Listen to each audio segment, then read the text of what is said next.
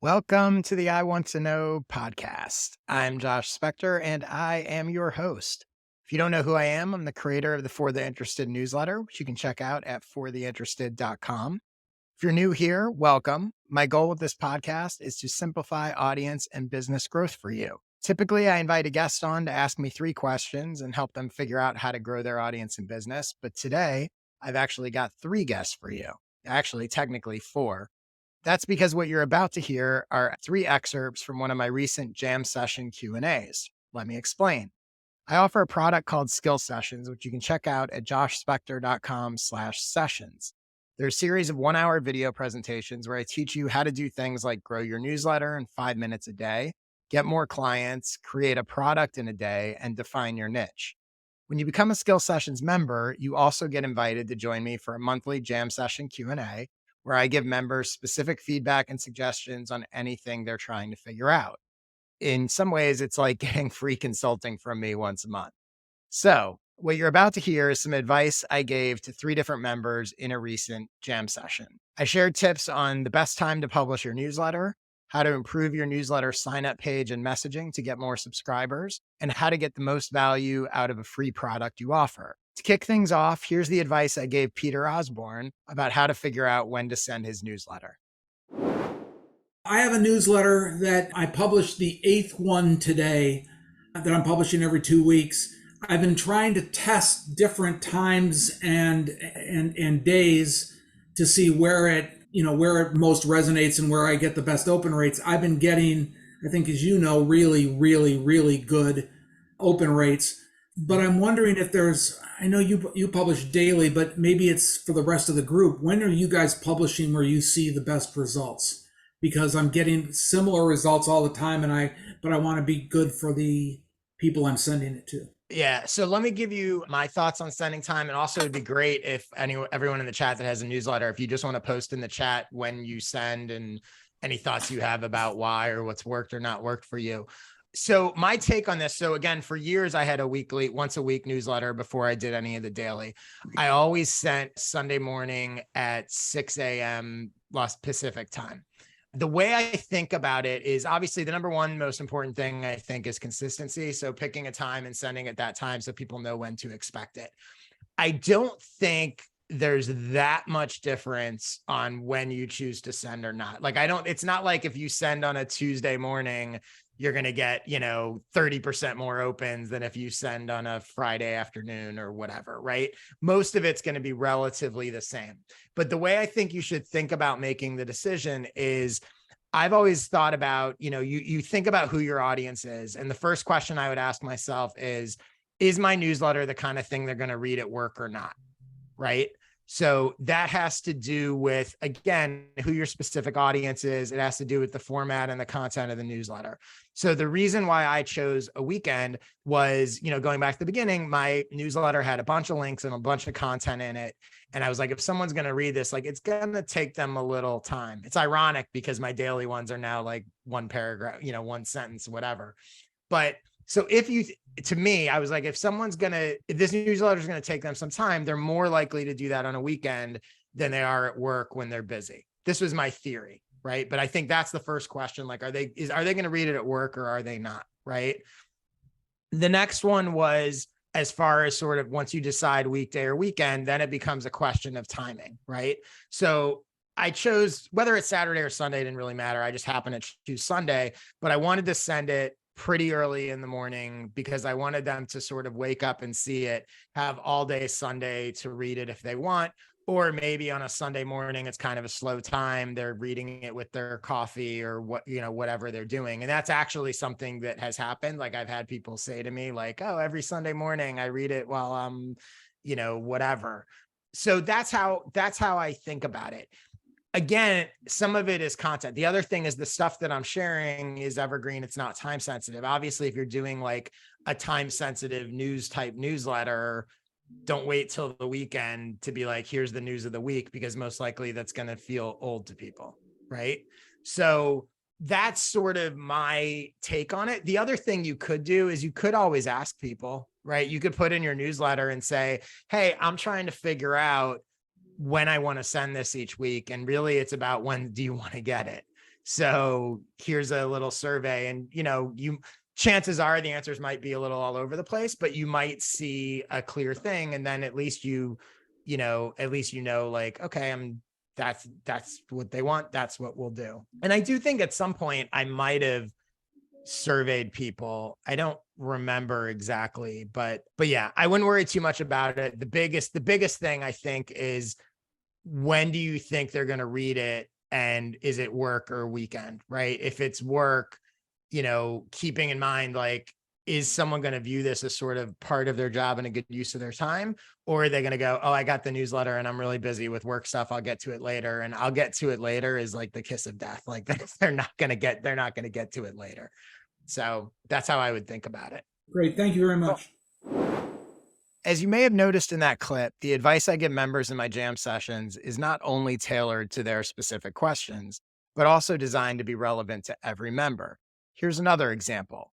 In the excerpt you're about to hear, I helped Nolan Bulger figure out how to get more subscribers to his newsletter and help him revise his sign-up page copy on the fly. Here's what I told him to do. Hey, Nolan, how's it going? I'm good. What's up, Josh? So first, I want to thank you for something you said at some point on one of these calls. I think it was the newsletter masterclass. Mm-hmm. You said something like, just ask people if you can add them to your list. Such a simple thing. And it turns out that works really well. The problem is that is the only thing that's working. So this is a two-part question, I guess. Sure. The first part is, what the hell can I do to get a stranger to sign up for my list? Because if I can explain to someone what's going on, then they'll sign up. And the second part of the question is, or maybe this is like a brainstorming thing, I'm looking for an X factor or a content tilt that I haven't quite found yet. And I'm curious if you have any thoughts on that. So last time I told you focus on entrepreneurship outside of Silicon Valley. I tightened that up a little bit to say business growth and leadership outside of Silicon Valley, but still I got nothing. Okay. Remind me, what's the URL for your newsletter? I'll type it here. Or also, okay. Because I'll reminder pull it up. Was that I'm trying to take a more journalistic angle, so not like a blog post, what's the transformation type thing that you often talk about. Yep. Okay, so I'm just going to share my screen so we can all look at this together. Everyone can see that, right? Okay. So talk to me about this. So you said it's working when you reach out to people individually. What are you saying to them individually? So who are they that you're reaching out to? Yeah, I actually started reaching out to people to get people to profile, because I was deciding, I was like doing all these searches, we're gonna find these people to interview, and then I would assign a writer to it, and then nothing would happen. So I started reaching out to people saying, hey, can we do an interview with you? Instead of just guessing who would do an interview. And so that's how I start the conversation. And then sometimes they ask, what are you doing? I explain, and then I say, if you want to support the mission, can I add you to the list? Okay. And so are they also agreeing to the interview, most of these people, or not necessarily? Yeah. Okay. All of them are. So aside from the people that you're reaching out, so when it comes to newsletter growth, there's sort of two different pieces of it, right? So one piece is, how are you getting awareness and getting people to know the thing exists? And then the second piece is the conversion piece, right? They know it exists and they're signing up or not. So sometimes people get hung up on like, oh, I have a conversion problem. Basically, like, do you have a conversion problem? Do you have an awareness problem? Or do you have both? My guess is you probably have both. But how many people are actually sort of seeing the page or knowing that the newsletter exists? And how are you getting them there? Where are they coming from? Yeah, so I wanted to test that hypothesis, and I did I have no experience with this, so, take it with a grain of salt, but I did a little experiment with Google Ads, and I got like 900 something clicks and 0 signups. So I at least have a conversion problem. I can tell you that for sure. Okay. What did the ads say? I mean, it was congruent with what the page says, but it was like, there's 10 different headlines. Connect with entrepreneurs worldwide, explore business growth, figure out what's going on outside of Silicon Valley. I don't have the exact copy in front of me, but Okay, it so was the all. first thing I would do is I would definitely look at the copy and see the alignment. And you're welcome to, by the way, after this call, send it to me. You can email it to me and I'll take a look and give you some suggestions, because Okay. you may think that it's connected, but like the first thing you said was like, what did you say? You said like connect. And I know this may not have been the exact thing, but you said connect with something beyond Silicon Valley. Yeah, connect with entrepreneurs worldwide. I think that was one of them. Okay, but that's not actually what this does. That suggests networking or community, not news or newsletter. True. Yeah. Right. The other thing is you should look at your Google Analytics or whatever you have and see on that traffic how good the traffic actually was. Like, did they actually stay on the page at all? Did they like click and they're gone? Because again, even though it's Google, who knows? There's a lot of weird stuff and clicks and, so just because Google says you got 900 clicks doesn't necessarily mean they were 900 good clicks. So Or you even should real keep, people, right? right, exactly. So you should keep that in mind. As far as the sign up page goes, so explore leadership and business growth beyond Silicon Valley.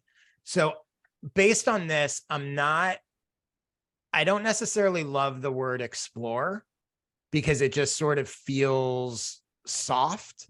Like it doesn't feel like, what am I getting from you? Right. So even if it's not transformation, even if it's news, even if it's valuable information, even if it's learning from people that are succeeding in the field, like profile type stuff, whatever it is, explore feels, like I said, just a little soft. Right. The other thing that I feel like is missing from this maybe is I don't know exactly who it's for. Right. So I like beyond Silicon Valley, but I don't know, is this for, like, you tell me, who do you think it's for? Well, ideally, it's for entrepreneurs who aren't just starting out, who have established businesses in Latin America, Africa, and Southeast Asia. That's the majority of the outreach that I've been doing. Okay. So think about how specific that is, and none of that specificity is in the headline. Yeah. But So how do if I'm an entrepreneur in one of those places or whatever, and I see some version of that, those words, that description, whatever, I know this is absolutely for me. And how would I not sign up for it? It's a perfect fit. If I see this, it feels sort of broad and generic, and I don't know that it's specifically for me. So it's counterintuitive, but the sort of narrower you and more specific you go in your language, the more conversions you're gonna get. Because the broader you go, there's an exercise I think I suggested before in a podcast or someplace that is, if you look at your description of your product or newsletter or service, whatever it is, and go, how many other things would this describe? Right?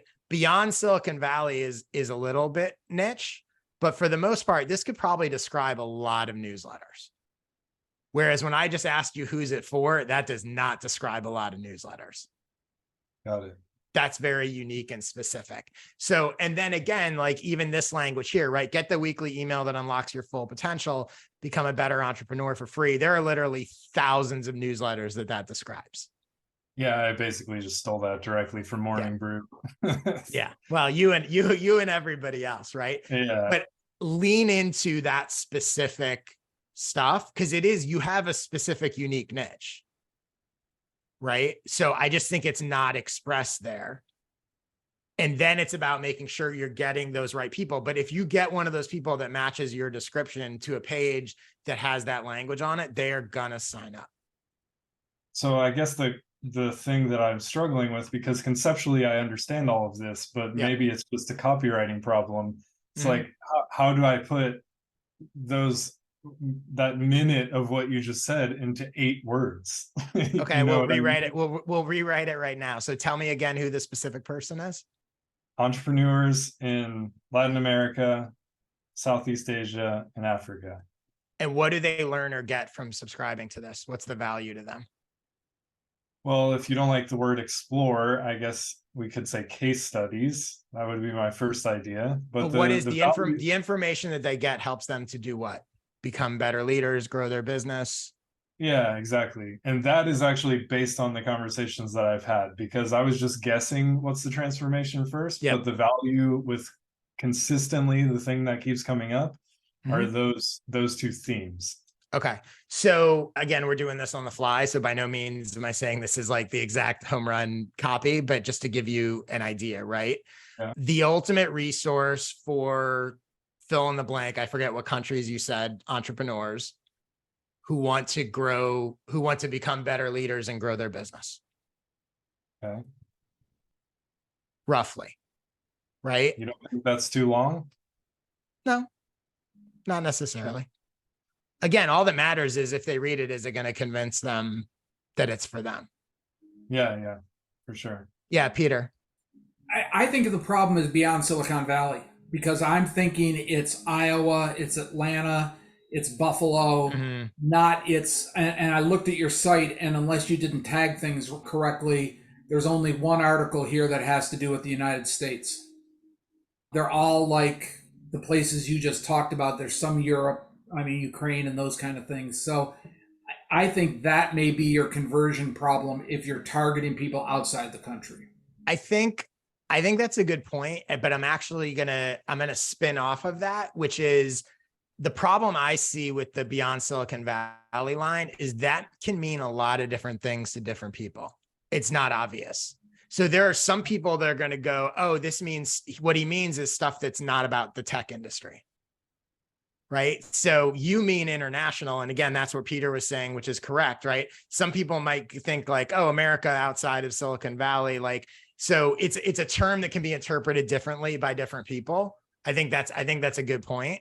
And maybe a thing that you use somewhere else in a description and I don't know what's on your about page, but you use it elsewhere where you can sort of explain it as opposed to putting it in the headline, because I could easily see how someone thinks this is a newsletter for businesses that are not tech businesses.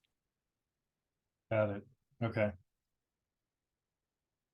So I would try that. And one thing you could do is, you could switch up that headline, switch up some of this copy, run the exact same ads you ran before, just as a test, see if it converts at all. I wouldn't spend a ton of money on it, but you could try that.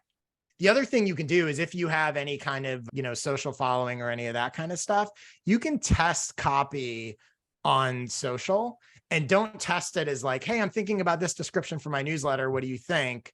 Because that sort of skews it, but just start using that language in posts and see if people respond to it. Right. So like, for example, do a post and say, you could ask people like, what are the best leadership and business growth tips that you've learned? Right. And then you could ask, what are the best business leadership and business growth tips you've learned for people for entrepreneurs in these specific areas, right? Narrow it down and see how different the responses are you get, and see how different the people who respond are. Okay. But awesome. I think that's the short answer is, I think it's a copy issue, and I think it's a specificity issue. You want it to sound like nothing else that's out there. And you want the people that your ideal audience for it to be a complete no-brainer. Again, you start including those words like entrepreneurs and blah, blah, blah, who want to whatever. There's no way one of those people is not going to at least check it out. Got it. Okay. Cool.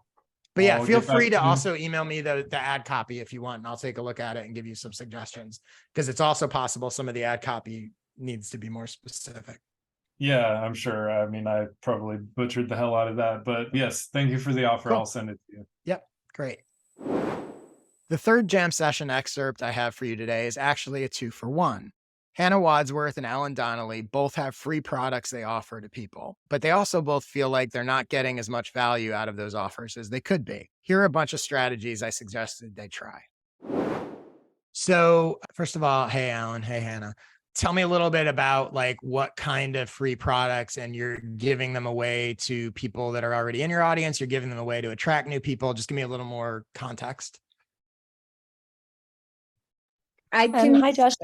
Yeah. All Oh, right. go ahead, Ellen. You want Liv, me to go go ahead, first? Ellen, you go first. I'm off camera because I'm unwell, but hi. Yeah, it's predominantly to find new people, to be honest. So the initial thought was paid ads, to try it. Like, I'm going to exhaust my newsletter and socials pretty quick. So inventive ideas for getting it in front of new people. I thought of like sponsoring your newsletter, that kind of thing. Ways to just get it out there. It's a valuable kind of 12,000 word ebook about building a business that, I'm looking for new people to read and download and then go through the funnel. Cool.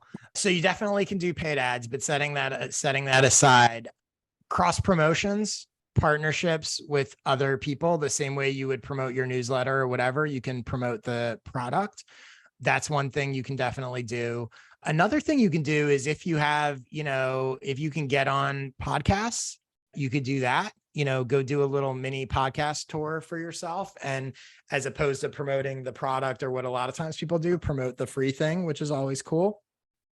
The other thing you could do is besides social ads, newsletter ads, you could consider podcast ads, or reach out, even people that aren't, there's a lot of podcasts that have, they may have the specific audience you want. They don't necessarily have a huge audience. Maybe they may not even really have regular ads, but you could reach out to them and say, hey, I'm happy to pay you to offer this free product, or I'm happy to, pay you for each person that signs up or whatever. You really just want to look at like, where are people that have audiences and how could I work with them to get in front of them? And I forget, the other thing too is like, again, going back to that cross promotion, a lot of times people think like cross promotion, like, oh, like newsletter to newsletter, but it could be anything, right?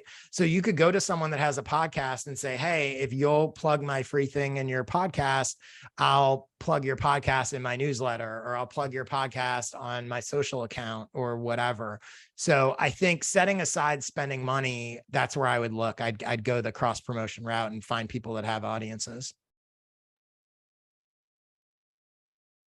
Yeah, I love the idea of ads and the cross promotion, not necessarily just being for a newsletter. So thank you. Yep, sure. Hannah, any more questions about that, or does that answer what you were looking for? Yeah, thanks. One second. Sure. Sorry, I've got my 2-year-old next to me. No problem. My product's a little bit different, though. I think some of these cross promotional ideas will definitely work, but I've got I've got a classroom library registry where I curate a customized list of books for teachers for their classroom libraries, and then they crowdsource it. And really the money that I'm interested in is not the $10 but that I assign to it, but is in the affiliate commissions. And so I'm trying to get as many teachers, create these classroom library registries for as many teachers as possible. And so I was just curious if you had kind of creative ideas how I can give them away for free without it being like just a free product, because I think there's some psychological twist to it, like just saying something's free versus you win it in a raffle or you get it for signing up for the newsletter, which I've done both of those things. But again, designed to bring in new people, not existing people. A little bit of both. Like I would love for my Instagram followers to buy this product. Yep. So first of all, my first recommendation is to put your 2-year-old in charge of the promotion. Screaming 2-year-old. It works. Yeah, perfect. People will hear that. Yeah. So a couple things. So one thing that I've started doing actually with skill sessions is I don't sort of advertise this or mention it. I think I showed it in the session system. But when people subscribe to my free newsletter and they reply to my welcome email and tell me about themselves, I offer them a free session.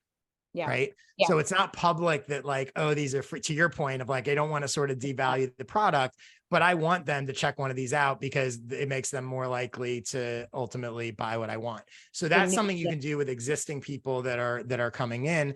Or you could also do that with your existing audience, right? Special offer one time.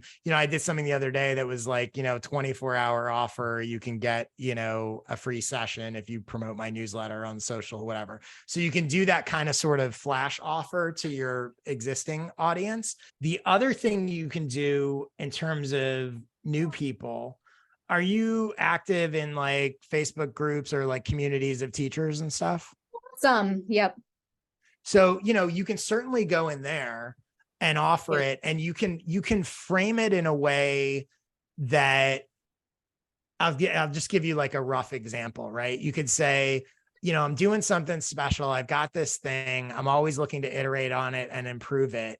I'm happy to give it to you for free if you'd like to give me some feedback. So it makes it seem like, and that might be helpful for you anyway, but as opposed to just going like, hey, I've got this free thing, if you come up with a reason, a justification, or whatever, you can create whatever narrative you want, right? I'll give you another, I'm completely making this up, but another example, right? You could go, the other day was the whatever anniversary of my teaching career, my this, that, or the other. And it really made me think about the people that reached out and helped me when I was first getting started. And it made me be like, you know what? I want to pay this forward. And yes, I have these resources and I sell them and blah, blah, blah, but I'm feeling really generous. And for the next 24 hours or for this week, anyone who wants this, I'll give it to you for free.